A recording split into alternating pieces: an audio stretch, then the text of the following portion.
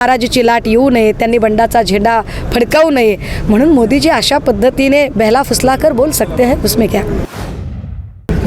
नहीं, मोदी की गॅरंटी कैसी है मुझे पता ही नहीं है अभी तक।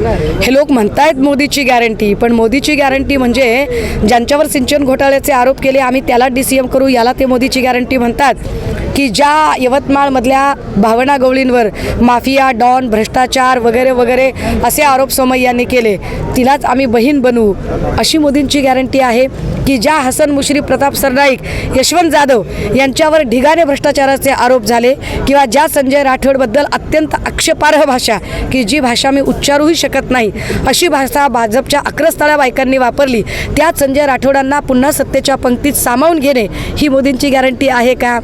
मला वाटतं की मोदीजी जे हे सगळं सांगत आहेत ते एका अर्थाने त्यांच्या भाजपच्या पदाधिकाऱ्यांना उत्तेजन देण्यासाठी, कारण त्यांनाही माहिती आहे की भाजपचे पदाधिकारीसुद्धा आतून नाराज आहेत। ज्या पद्धतीने फोडाफोडीचं राजकारण झालं आणि या फोडाफोडीच्या राजकारणामध्ये पहिल्या मंत्रिमंडळ विस्तारामधली 10 सीट्स ज्या होत्या त्या आधी शिवसेनेच्या वाट्याला गेल्या, दुसऱ्या विस्ताराच्या वेळच्या 10 सीट राष्ट्रवादीच्या वाट्याला गेल्या आणि मूळ भाजपाईंच्या हातात काहीच नाही। त्यामुळे केशव उपाध्ये, माधव भंडारी यांच्यासारख्या निष्ठावंत लोकांबद्दल आम्हालाही वाईट वाटतं आणि अशा निष्ठावंत लोकांमध्ये नाराजीची लाट येऊ नये, त्यांनी बंडाचा झेंडा फडकावू नये, म्हणून मोदीजी अशा पद्धतीने बहला फुसला कर बोल सकते हैं, उसमें क्या?